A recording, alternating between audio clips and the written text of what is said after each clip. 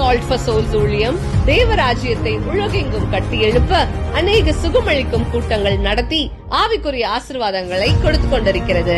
Salt for souls ஊழியம் India மற்றும் இலங்கையில் ஆதரவற்ற குழந்தைகள் இல்லங்களை ஆதரித்து அவர்களுக்கு தேவையான அனைத்து விதமான உதவிகளையும் வழங்கி வருகிறது. ஹலோ, எல்லோருக்கும் இயேசுவின் நாமத்தினால் வாழ்த்துகிறேன். எல்லோரும் சுகமா இருக்கிறீங்க என்று சொல்லி நான் விசுவாசிக்கிறேன். கர்த்தர் நல்லவர். இந்த நாட்களிலே உங்களுக்கு தெரியும், இந்த நாட்களில் என்ன நாட்களாக நாங்கள் கடந்து வருகிறோம் என்று சொல்லி ஈஸ்டர் என்று சொல்கிற பெரிய நிகழ்ச்சி கிறிஸ்தவங்கள் மத்தியில் இல்லையா? இயேசு கிறிஸ்துவின் உயிர்த்தெழுதலின் வல்லமை. அல்லேலூயா. அந்த வல்லமையான நாளில் உங்களோட வாழ்க்கையில் கர்த்தர் பெரிய காரியங்கள் செய்வார்னு நான் எதிர்பார்க்கிறேன். கர்த்தருடைய ரத்தம் சிந்தப்பட்ட அந்த காட்சி, அவர் அடக்கம் பண்ணப்பட்டு 3ஆம் நாள் அவர் உயிர்த்தெழுந்தார். ஆமென். மரணத்தை ஜெயித்தார். அந்த மரணத்தை ஜெயித்த இயேசு கிறிஸ்து உங்களோட வாழ்க்கையில பெரிய காரியங்களை செய்ய ஆவலா இருக்கிறார். ஆமென். அந்த உயிர்த்தெழுதலின் வல்லமை என்றும் குறைந்து போகல. அவருடைய உயிர்த்தெழுதலின் அந்த வல்லமையினூடாக உங்களுடைய வாழ்க்கையில பெரிய காரியங்களை கர்த்தர் இயேசு செய்து முடிக்க போகிறார். நீங்க விசுவாசத்தோடு இருங்க. ஏன்னா விசுவாசம் கர்த்தரை தொடும். விசுவாசிக்கும் பொழுது இயேசுவானவர் உங்கள் வாழ்க்கையிலே அதிசயம் செய்ய போகிறார். ஆமென், ஆமென். இன்றைக்கு நிகழ்ச்சியில இவங்க தான் என்னை இன்டர்வியூ பண்ண போறாங்க. இன்டர்வியூ சொல்றது அவருடைய பாஸ்டருடைய சாட்சி, பாஸ்டருடைய வாழ்க்கையில இந்த ரட்சிப்புக்குள்ள கடந்து வருவதற்கு முதலாக என்ன காரியங்கள் நடந்தது, எதனூடாக இவர் ரட்சிப்பை பெற்றுக்கொண்டார், இயேசு பாஸ்டருடைய வாழ்க்கையிலே என்ன காரியங்களை செய்தார் என்பதை குறித்து தான் நாங்கள் பார்க்க போகிறோம். அதனூடாக இந்த சாட்சியினூடாக இந்த நிகழ்ச்சியை நீங்கள் பார்த்து கொண்டிருக்கும் ஒவ்வொருவரையும் இயேசுவானவர் தொடப்போகிறார். கண்டிப்பாக நீங்கள் இந்த நிகழ்ச்சியில் கலந்து கொள்ளுங்க.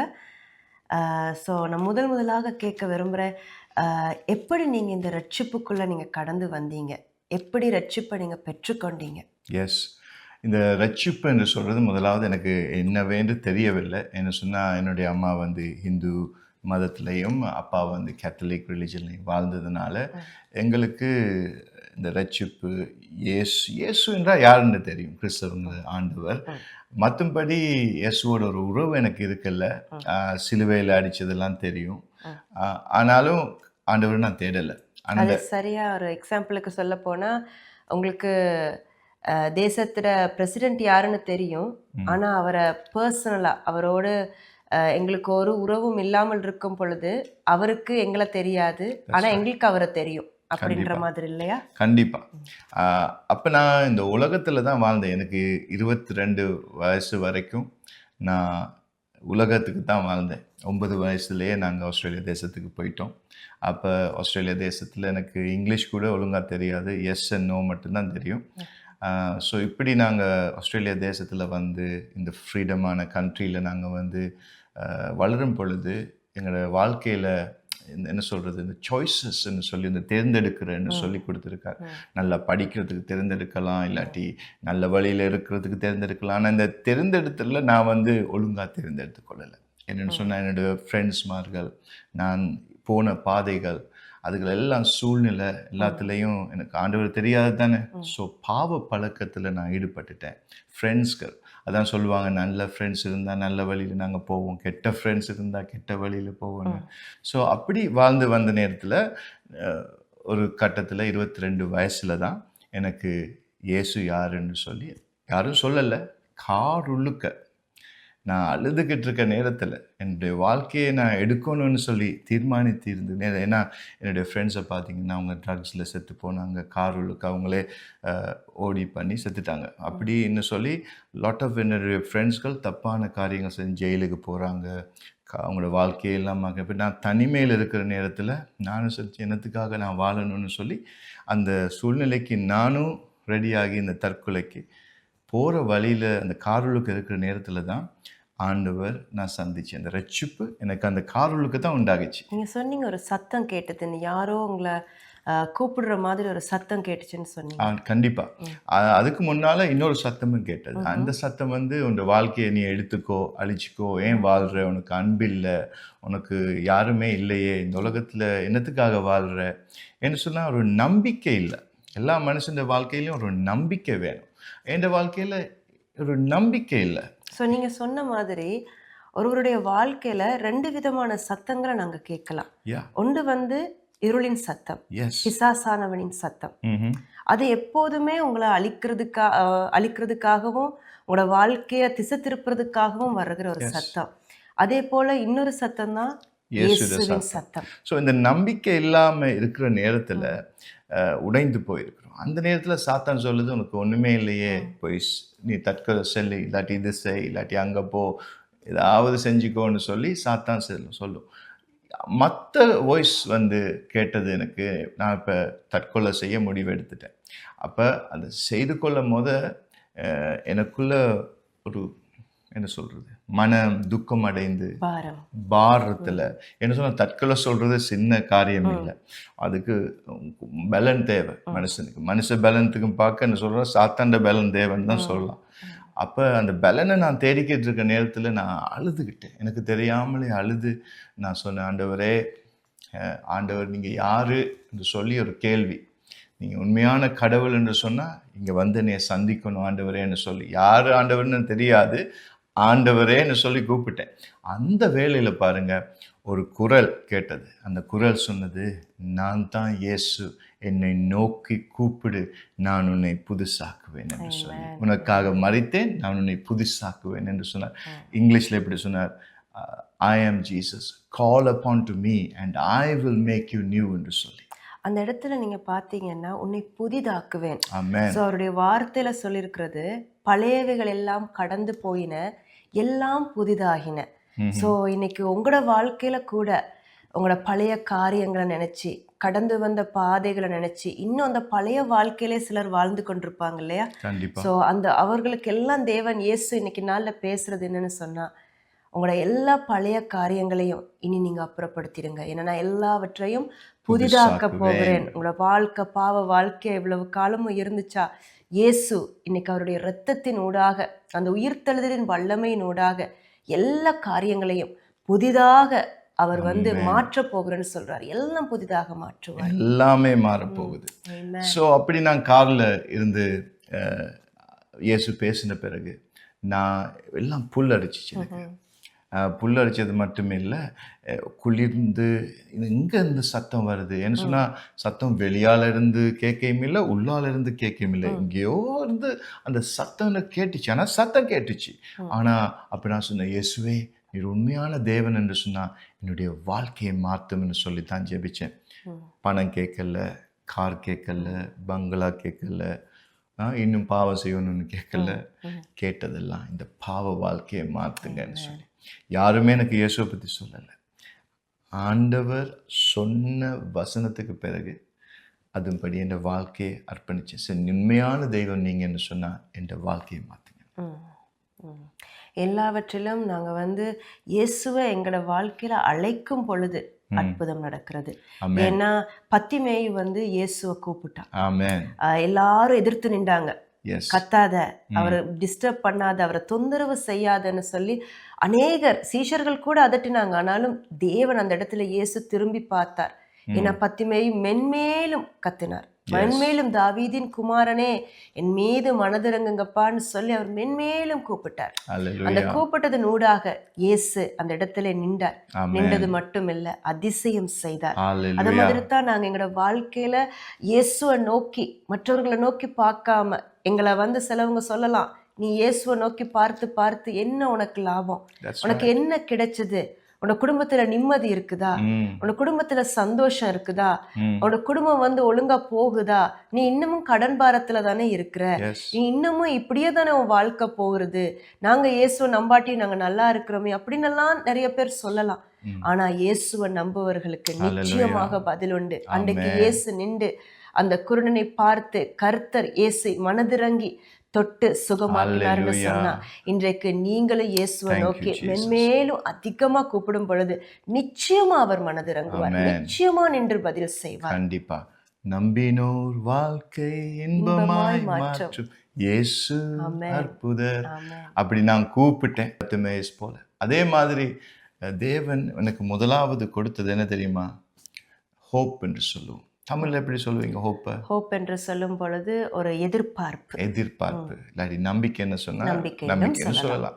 ஒரு நம்பிக்கை, ஒரு எதிர்பார்ப்பு என்னுடைய வாழ்க்கையில முதலாவது டைம் வந்தது பிரியமானவர்களே. அது எப்படி தெரியுமா நான் சொல்லுவேன்? ஹோப்பை எக்ஸ்பிளைன் பண்ணுறது எப்படின்னா, ஒரு எதிர்பார்ப்பை இப்படி சொல்லலாம். ஒரு இருளான ரூமில் ஒரு சின்ன நெருப்பட்டியை நீங்கள் பற்றினீங்கன்னு சொன்னால், அந்த இருளான ரூமில் எப்படி அந்த வெளிச்சம் பிரகாசம் தெரியும் உங்களோட கண்களுக்கு, அது மாதிரி என்னுடைய இருளான இந்த வாழ்க்கையில் யாரோ ஒரு ஒளியை கொண்டு வந்த மாதிரி இயேசு கொண்டு வந்தார். அது சொல்லிச்சு, இயேசு உன்னை சரிப்படுத்துவார், உன் பாவங்கள் எல்லாத்தையும் அவர் மாற்றுவார். நான் எப்பவும் ஆட்களுக்கு சொல்லுவேன், நீங்கள் மெக்டானல்ட்ஸில் படுத்திருக்கலாம், நீங்கள் சீஸ் பர்கர் ஆக முடியாது, நீங்கள் சர்ச்சுக்கு போகலாம், ஆனால் பரிசுத்தமாக முடியாது. நீங்கள் உங்களோட கராஜ் இருக்குது, காரை வைப்பீங்க, அந்த கராஜில் கூட படுக்கலாம், நீங்கள் காராக முடியாது. அதனால் இயேசு உங்களுக்குள்ள வந்தால் மாத்திரம், அவரோட ஆவியானவர் உங்களுக்குள்ள வந்தால் மாத்திரம் நீங்கள் பரிசுத்தமாக இருக்கலாம். ஆமென். அதுதான் இந்த வாழ்க்கையில் நடந்தது. ஒரு நம்பிக்கை வந்தது, இயேசு வந்தார். அதுக்கு பிறகு படிப்படியாக இந்த வாழ்க்கை மாறிச்சு. ஆனால் அது பெரிய ஒரு போராட்டத்தில் தான் மாறிச்சு. ஆனால் தேவன் சில கதவுகளை மூடும் பொழுது நாங்கள் மௌனமாக இருந்து பார்க்கணும், ஏன் தேவன் அந்த கதவுகளை மூடுறார்.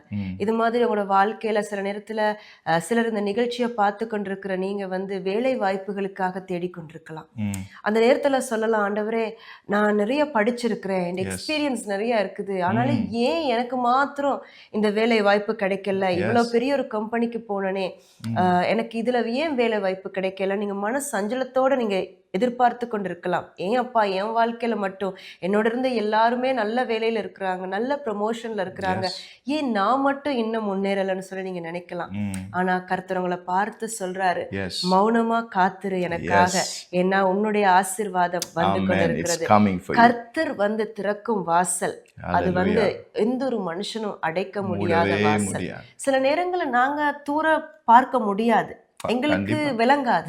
நாங்க நினைப்போம், ஏன் ஆண்டவரேன்னு கேள்வி மட்டும்தான் நாங்க கேட்போம். ஆனா இயேசு எங்களுக்கு எதையும் செய்யும் பொழுது அவர் எங்களை எல்லாவற்றையும் அறிந்தவராய், எங்களுடைய தூரத்தை கூட அறிந்தவராய், எந்த இடத்துல இது கொண்டு போய் விடும் என்று அறிந்தவராய் தான் அவர் எல்லாவற்றிலும் செயல்படுவார். சோ இந்த நிகழ்ச்சியை நீங்க பார்த்து கொண்டிருக்கிறீங்க, இதை பார்த்து கொண்டிருக்கிற ஒரு நபர் நீங்க நினைக்கிறீங்க, ஏன் எனக்கு மாத்திரம் இப்படி அப்படின்னாலும் கர்த்தர் சொல்றார், நீ மௌனமா இரு, காத்திரு, பொறுத்திரு, கர்த்தர் காரியத்தை அவர் வாய்க்க பண்ணுவார். அவர் வாய்க்க பண்ணும் பொழுது உன்னை சுற்றிலும் உன்னை பற்றி எளிவாக பேசினவர்கள் மத்தியில அவர் உயர்த்தி காண்பிப்பார். கர்த்தர் நல்லவர். ஆமென்.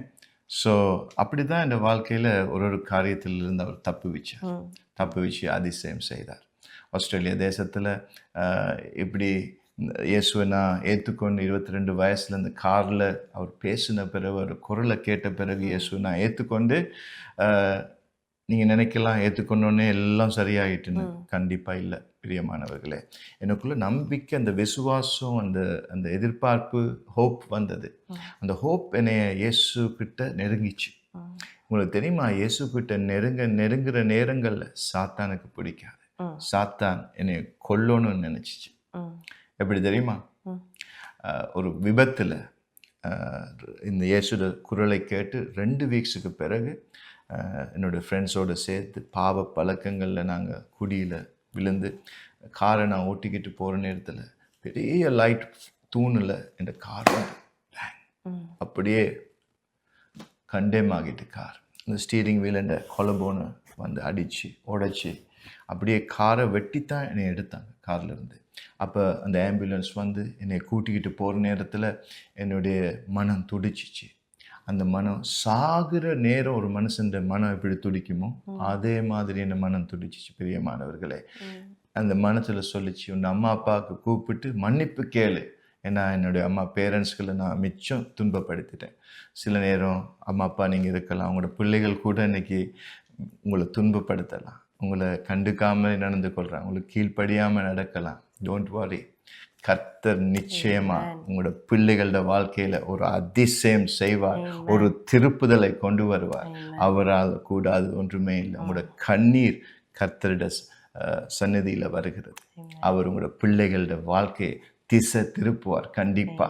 ஸோ நீங்க காத்திருங்க, பொறுத்திருங்க, கர்த்தரே நம்பிருங்க, அவர் காரியங்களை வாக்கி செய்வார். ஸோ அந்த விபத்தில் நான் தப்புனேன். அப்போ ஐசியூவில் போனோன்னு அம்மா அப்பாட கையை பிடிச்சி என்னை மன்னிங்கன்னு சொன்னேன். அப்போ நான் டாக்டர் சொன்னாங்க, இவன் அதிசயம், அதிசயம், இது நார்மலி செத்து இருக்கணும், 100க்கு 100 செத்து இருக்கணும், ஆனால் இவர் தப்புனது அதிசயம். அதிசயம் தேவனை காக்க வைத்தார். ஆமென். அந்த உடைந்த கொலபோனோட தான் நான் ஸ்ரீலங்கா தேசத்துக்கு போனேன். எங்கள் அம்மா கூட்டிகிட்டு போனாங்க. அங்கே 10 எல்லாம் போட்டு 10 நாள் படுத்திருந்த பெட்டில் ஒன்றுமே சுகமே கிடைக்கல. அப்போ என்னுடைய ஆன்டியோரால் இந்த கிறிஸ்தவ சர்ச்சுக்கு போய்கிட்டு இருந்தாங்க. அவங்க கேத்தலிக் லேடி, ஆனாலும் கிறிஸ்தவ சர்ச்சுக்கு போகிறாங்க. ஏன்னா மன நிம்மதி இங்கே கிடைக்குதுன்னு சொல்லி அங்கே தான் எனக்கு சுகமாகிச்சு. அங்கே யார் இருந்தாங்க தெரியுங்க? இவங்க இருந்தாங்க. முதல்ல இவங்களை சந்தித்தது அந்த சர்ச்சில் தான். அந்த நாளில் கர்த்தர் ஏற்றபடி எங்களை அந்த இடத்துல சேர்த்து வைத்தார்.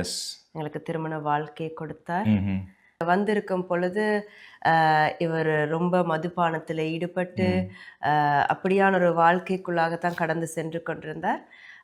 அந்த நேரத்தில் கூட எனக்கு நாங்கள் 2 பேரும் தொடர்பில் இருக்கும் பொழுது கூட நீங்கள் சொல்லுவீங்க, நான் இன்றைக்கி நான் ஒன்றுமே சிகரெட் ஒன்றுமே நான் குடிக்கல அப்படின்னு சொல்லுவார். ஆனாலும் எனக்கு தெரியும் இல்லை, அந்த ஈடுபாடு இன்னும் இருக்கிறது என்று. ஸோ நான் என்ன செய்வேன்னு சொன்னேன், நான் ஒன்றுமே சொல்ல மாட்டேன். சொல்லாமல் நான் ஜெபத்தில் ஈடுபட்டேன், இயேசுவோடு கூட உறவில் ஈடுபட்டேன். அப்பா, உங்களால் முடியும், உங்களால் செய்ய முடியாதது ஒன்றுமே இல்லை, நீங்கள் மாற்ற முடியும் அவருடைய வாழ்க்கையை, நீங்கள் எல்லாவற்றிலும் மாற்றுங்கன்னு சொல்லி நான் ஜெபத்தில் ஈடுபட்டிருந்தேன். ஸோ இன்றைக்கி நீங்களும் உங்களோட வாழ்க்கையில் சில நேரங்களில் உங்களோட பிள்ளைகளாக இருக்கலாம், கணவராக இருக்கலாம், அல்லது மனைவியாக இருக்கலாம், உங்களோட வாழ்க்கையில் இந்த சம்பவங்களை மாற்ற முடியாத ஒரு நிலைமையில் நீங்கள் காணப்படலாம். ஆனால் எங்களுக்கு யாரையுமே நாங்கள் மாற்ற முடியாது. இயேசுவின் தொடுதல் மாத்திரமே அவர்களுடைய வாழ்க்கையை நிச்சயமாக மாற்றும். நாங்கள் சொன்னால் 1 நாள் மாறுவாங்க, 2 நாள் மாறுவாங்க, அது எங்களுக்காக. ஆனால் இயேசு தொட்டாருன்னு சொன்னால் அவங்களோட வாழ்க்கை முற்றிலும் மாறும். அதே நான் என்னோட வாழ்க்கையில் ஒரு சாட்சியாக நான் கண்டேன். என்ன சொன்னால், நான் ஜெபிச்சதுக்கு பிறகு ஒரு சில காலங்களுக்கு பிறகு நீங்களே என்கிட்ட சொன்னீங்க, நான் உங்களுக்கு போய் தான் சொன்னேன், ஆனாலும் அதன் பிறகாக ஒரு நாள் வந்தது, அந்த புகைப்பிடித்தலின் அந்த விடுறதுக்கு ஒரு நாள் வந்தது. அந்த சம்பவத்தை குறித்து நீங்கள் கொஞ்சம் சொல்லுங்க. கண்டிப்பாக சொல்லலாம்.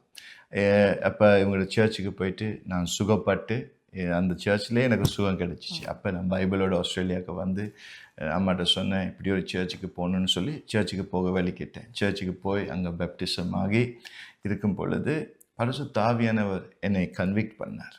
அப்படின்னா நான் செய்த தவறுகள் என்னோட உணர்த்தினார்.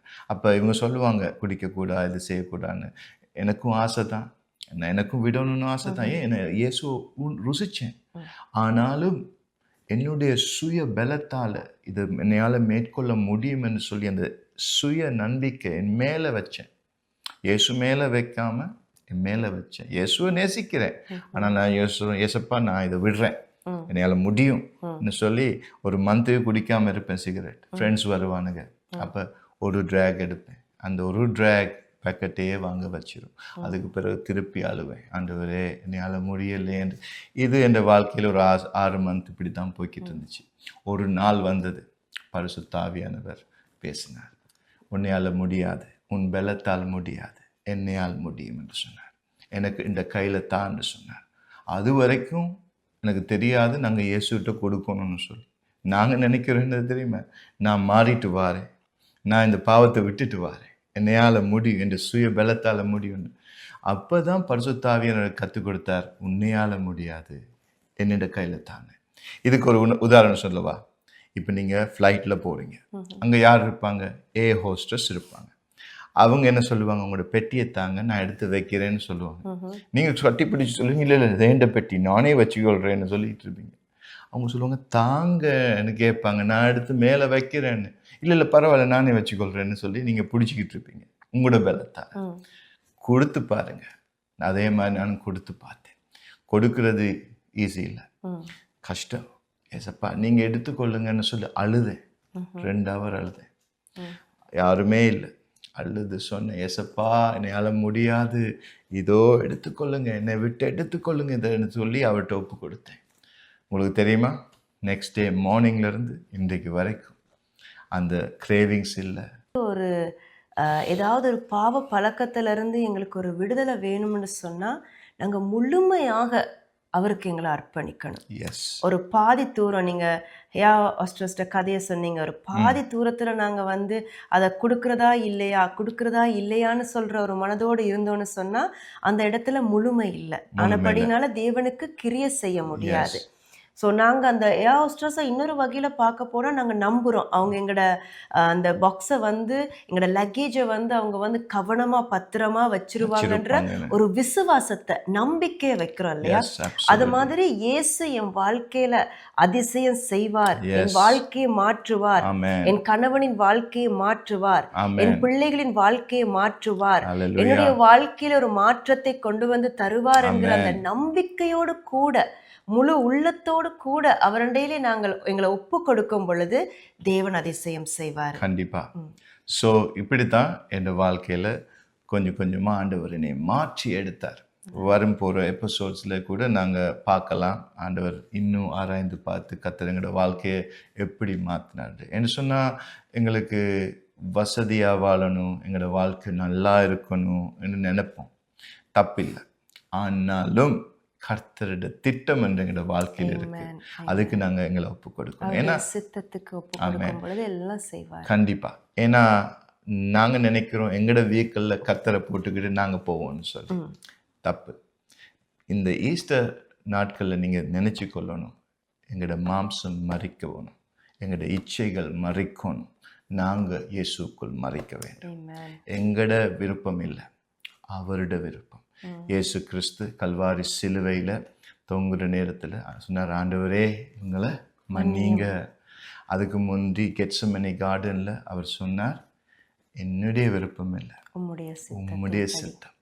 இயேசுக்குள்ளே நாங்கள் ரட்சிப்பு எடுத்துட்டோமோ நாங்கள் அவரோட சொந்தம், அவர் எங்களோட சொந்தம்.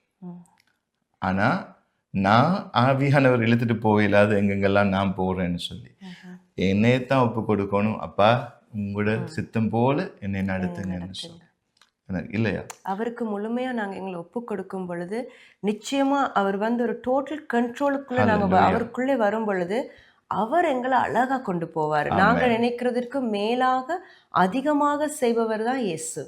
ஸோ அவர் எங்களோட அப்பான்னு சொல்லி நாங்கள் கூப்பிடலாம். எங்களுக்கு அப்பா பிதாவேன்னு கூப்பிடுற அந்த புத்திர சுவீகாரத்தை எங்களுக்கு கர்த்தர் கொடுத்திருக்கிறார். ஸோ இந்த உயிர்த்தெழுதலின் நாட்கள், கர்த்தருடைய உயிர்த்தெழுதலின் நாட்களை நாங்கள் கொண்டாட போகிறோம். அது ஒரு நாங்கள் இலகுவாக எடுக்கக்கூடிய ஒரு காரியம் அல்ல. அவர் எங்களுக்காக, எங்களோட பாவங்களுக்காக, எங்களை மறுரூபப்படுத்துகிறதுக்காக, எங்கள் வாழ்க்கையை மாற்றி அவருக்குள் நாங்கள் ஒரு நாள் அவரை நாங்கள் சந்திக்கிறதுக்காக அவர் தன்னையே பலியாக்கினார். அவர் தன்னையே பலியாக்கி அவருடைய இரத்தத்தை கொடுத்து எவ்வளவு அவர் பரலோகத்தையே விட்டு இந்த பூமிக்கு வந்தது எதற்காக? உங்களையும் எங்களை நேசிக்கிறது நிமித்தமாக. சோ இன்னைக்கு அந்த ஒரு மனுஷனுடைய அன்பை பார்க்கிலும் ஏசப்பாவினுடைய அன்பு அது ஒரு அளவே இட முடியாது. அந்த அன்பை குறித்து நாங்க ஆழம் அகலம் பார்க்கவே முடியாது. ஏன்னா அவரை போல நேசிப்பதற்கு எங்களுக்கு எந்த ஒரு உறவும் இல்லை. எல்லாரோட உறவுகள் கூட ஒரு சர்டன் லிமிட் தான், ஒரு அளவு தான். அதன் பிறகு அதற்கு நாங்க குறை சொல்லவும் முடியாது. ஏன்னா அவங்களோட சூழ்நிலைகள் அவங்கள மாற்றிடும். ஆனால் தேவனுடைய அன்பு சூழ்நிலையை பார்த்து செயல்படுவதில்லை. அவருடைய அன்பு எப்பவுமே அளவில்லாமல் எங்களுடைய வாழ்க்கையில ஊற்றப்படுகிறது.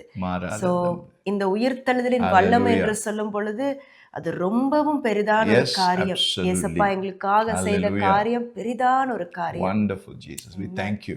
ஒரு வசனத்தை நான் சொல்லி நாங்கள் இவங்களுக்காக ஜெபிச்சு இந்த எபிசோட முடிப்போம். எனக்கு இந்த வாழ்க்கைக்கு தேவன் கொடுத்த வசனம் தான் John chapter 8 verse 12. Then Jesus spoke to them again saying, I am the light of the world. He who follows me will never be in darkness, but have the light of life.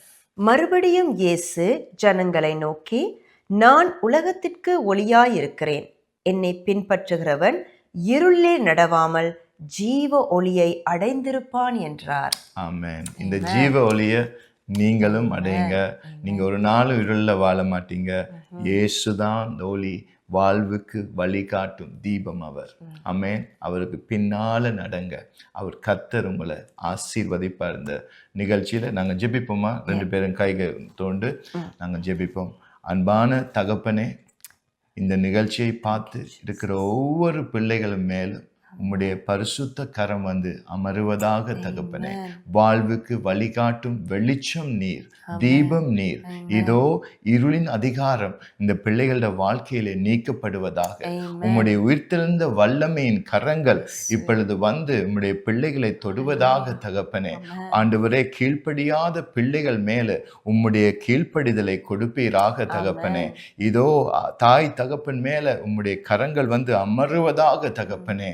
ஆண்டவரே, வீட்டுக்கு தேவையான வசதி ஒவ்வொன்றையும் கர்த்தர் சந்திக்கிறதுக்காய் ஸ்தோத்திரம் ஆண்டவரே. அப்பத்தையும் ஆண்டவரே தண்ணீரையும் நீங்க ஆசீர்வதிக்க போறதுக்காய் நன்றி அப்பா.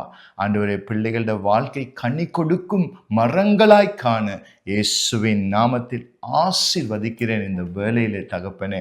இயேசு கிறிஸ்துவின் அன்பு எப்பொழுதுமே இவங்களோட இல்லத்திலும் உள்ளத்திலும் தங்குவதாக அப்பா. உம்மை போல மாற்றுங்கப்பா, மறுரூபமா எடுத்து மாற்றுங்க. இந்த நாட்களிலே இவங்களுக்கு முடியாத காரியங்களிலே உம்முடைய பலன் பூர்ணமா இருக்க வேண்டும் என்று ஜெபிக்கிறேன். இதோ எங்கள் சாவுக்கு ஏதுவான எங்கள் சரீரத்தை புதுப்பிக்கிற பரிசுத்த ஆவியானவரே, இந்த நாட்களிலே ஒரு புது அபிஷேகம் சரீரங்கள் மேலே வந்து அமருவதாக. வியாதிகள் விலகி ஓடுவதாக. இயேசுவின் இரத்தம் பாய்ந்த கரங்கள் எல்லா வியாதிகளையும் விலக்கிறதுக்காய் ஸ்தோத்திரம். புது சரீரத்தை கொடும், புது வாழ்வை கொடும், ஒரு புது எதிர்பார்ப்பை கொடும். உடைந்து போன காரியங்கள் எல்லாம் தகப்பனே புதுசாய் மாறட்டும் ஆண்டவரே. அப்பா, தோல்வி அடைந்த இடங்களில் எல்லாம் உம்முடைய வெற்றியை காண செய்யும் கர்த்தாவே. இதோ உம்முடைய வலத்த கரம் இவங்கள் மேலே வந்து அமருகிறதுக்காய் ஸ்தோத்திரம். கண்ணீரை துடைக்கும் தேவன் இதோ இவங்கள் வாழ்க்கையை வெற்றியாய் மாற்றி கொடுக்கிறதுக்காய் கோடி ஸ்தோத்திரம் என்று ஜெபிக்கிறோம் இயேசுவின் நாமத்தில் நல்ல பிதாவே. ஆமென், ஆமென், ஹல்லேலூயா. மறுபடியும் நாங்க சந்திப்போம். இயேசுவின் நாமத்தில் உங்களை ஆசீர்வதிப்பாராக. இந்த நிகழ்ச்சி உங்களுக்கு மிகுந்த ஆசீர்வாதத்தை கொண்டு வந்திருக்கும் என்று நாங்கள் விசுவாசிக்கிறோம். மேலும் உங்கள் ஜெப தேவைகளுக்காக எங்களை info@salt4souls.com.au என்ற மின்னஞ்சல் மூலமாகவும் www.salt4souls.com.au என்ற இணையதளத்தின் மூலமாகவும் எங்களை தொடர்பு கொள்ளுங்கள். நாங்கள் உங்களுக்காக மிகுந்த பாரத்தோடு இடைவிடாமல் ஜெபிக்கவும் உங்கள் நம்பிக்கைக்கு துணையாக நிற்கவும் விரும்புகிறோம். நீங்கள் பூமியின் உப்பாக இருக்கிறீர்கள். மத்தேயு 5:13. இயேசு நாமத்தில் தேவன் உங்களை ஆசீர்வதிப்பாராக.